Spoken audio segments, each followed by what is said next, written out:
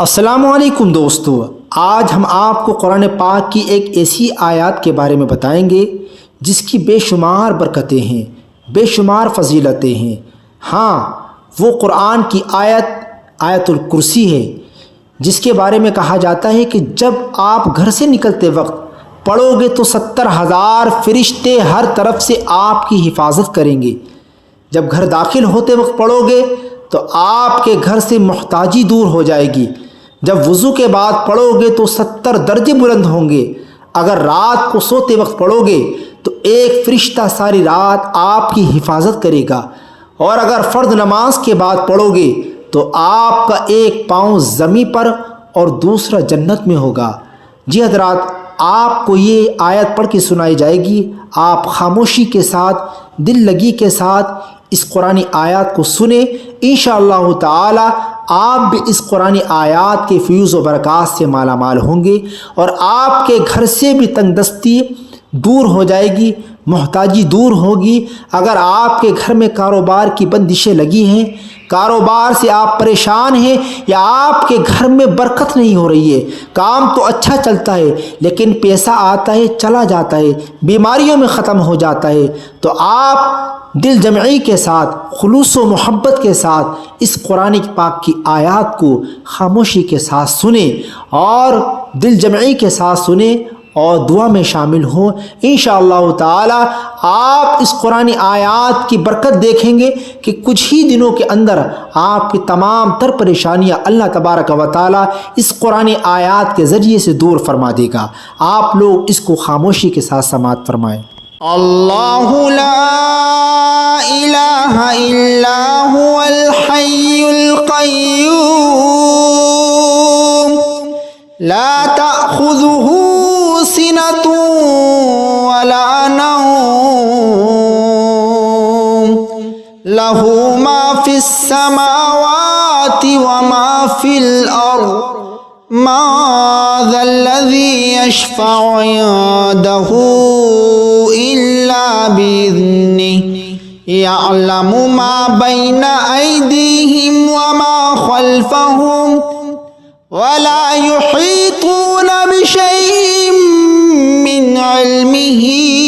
إلا بما شاء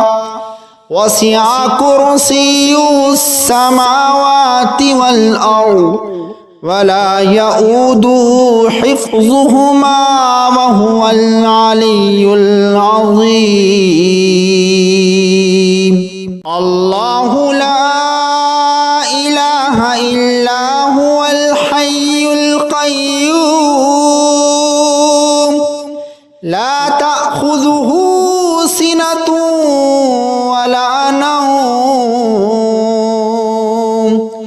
له ما في السماوات وما في الأرض ما ذا الذي يشفع عنده إلا بإذنه يعلم ما بين أيديهم وما خلفهم ولا يحيطون بشيء من علمه إلا بما شاء وسع كرسيه السماوات والأرض ولا يؤوده حفظهما وهو العلي العظيم الله لا إله إلا هو الحي القيوم لا تأخذه سنة ولا نوم له ما في السماوات وما في الأرض ما ذا الذي يشفع عنده إلا بإذنه يعلم ما بين أيديهم وما خلفهم ولا يحيطون بشيء من علمه إلا بما شاء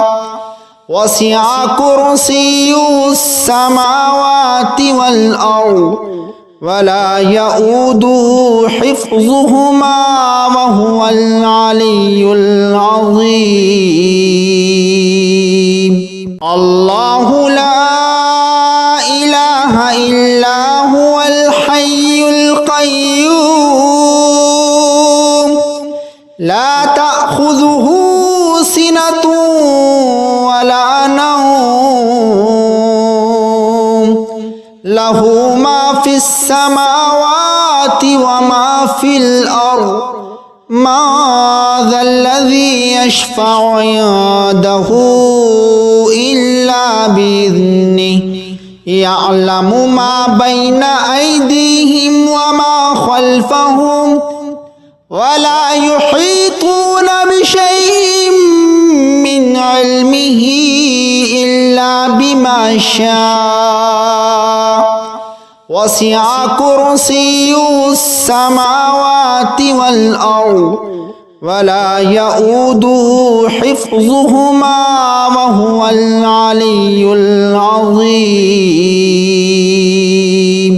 अल्लाहु ला इलाहा इल्ला हुवल हय्युल क़य्यूम ला तअख़ुज़ुहु सिनतुन वला नौम लहू मा फिस समावाति व मा फिल अर्ज़ मा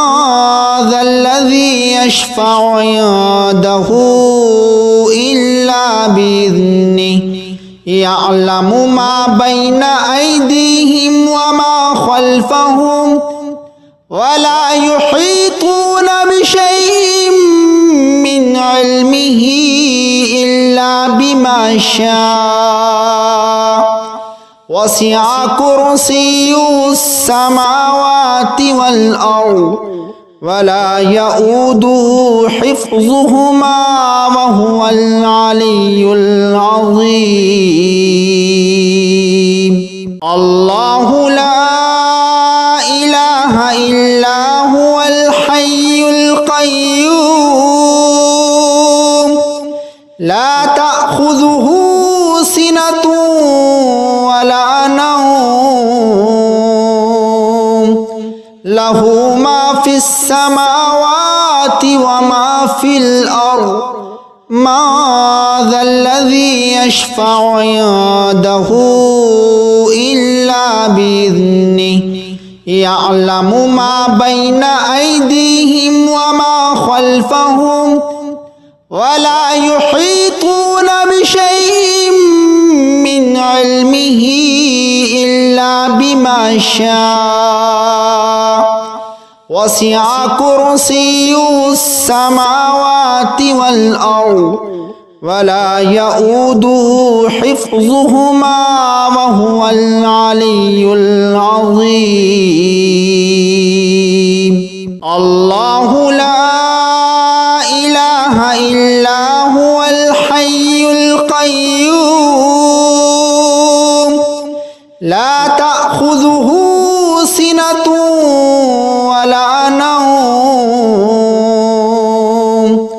लहू मा फिस समावाति व मा फिल अर्ज़ मा ज़ल्लज़ी यशफ़अु इंदहु इल्ला बिइज़्निहि यअलमु मा बैना अयदीहिम व मा खल्फ़हुम वला युहीतून बिशैइन मिन इल्मिही इल्ला बिमा शाअ वसिअ कुर्सियुहुस समावाति वल अर्ज़ वला यऊदुहु हिफ्ज़ुहुमा वहुवल अलियुल अज़ीम। अब दुआ हो रही है तमाम व्यूवर्स और जितने भी लोग इस सूरत को आयत को खामोशी के साथ सुन रहे थे वो लोग दुआ में शामिल हो जाएं और जो मैं दुआ के अल्फाज कहूँ उसके बदले में आप लोग आमीन ज़रूर कहें। ए परवरदिगार आलम, ए खालिक़ अर्दो समा, मालिक जिन्नो इंसा, मौला करीम जिन जिन लोगों ने इस कुरान पाक की आयत करीमा को समात फरमाया, इस कुरान पाक की आयत को सुना, या अल्लाह ताला इस कुरान पाक की आयत की बरकत से उनकी तमाम परेशानियों को दूर फरमा दे। मौला करीम جو ہمارے بھائی اور بہنیں بے اولاد انہیں صاحب اولاد بنا دے۔ یا اللہ تعالیٰ جو ہمارے بھائی کاروبار سے پریشان ہیں پروردگار عالم ان کے کاروبار میں بے شمار برکت عطا فرما دے۔ یا اللہ تعالیٰ جو ہمارے بھائی کاروبار تو ان کے اچھے ہیں لیکن گھروں میں برکتیں نہیں ہیں، بزنس میں برکتیں نہیں ہیں، پیسہ آتا ہے چلا جاتا ہے، مولا کریم ان آیات کی برکت سے ان کے گھروں میں دین دگنی رات چگنی ترقی عطا فرما۔ مولا کریم جہاں کہیں بھی مسلمان بھائی تیرے پریشان حال ہیں پروردگار عالم ان قرآن پاک کی آیات کے صدقے میں ان کی تمام تر پریشانیوں کو دور فرما۔ مولا کریم ہم سب کو رزق حلال کھانے کمانے کی توفیق عطا فرما۔ پروردگار عالم جو ہمارے اسلامی بھائی اور اسلامی بہنیں اپنے گھروں میں جنات شیاطین آسیب سے پریشان ہیں، یا اللہ تعالیٰ اس آیت الکرسی کی برکت سے ان کو شیاطین خبیث جنات سے محفوظ فرما، ان کے گھر والوں کو محفوظ فرما، ان کے اہل خانہ کو محفوظ فرما۔ پروردگار عالم جن جن لوگوں نے اس صورت میں حصہ لیا، اس کو خاموشی کے ساتھ میں سماعت فرمایا، ان کی نیک دلی جائز تمناؤں نیک مرادوں کو پورا فرما۔ سبحان ربک رب العزت عما یصفون وسلام علی المرسلین والحمد للہ رب العالمین، آمین برحمتک یا ارحم الراحمین۔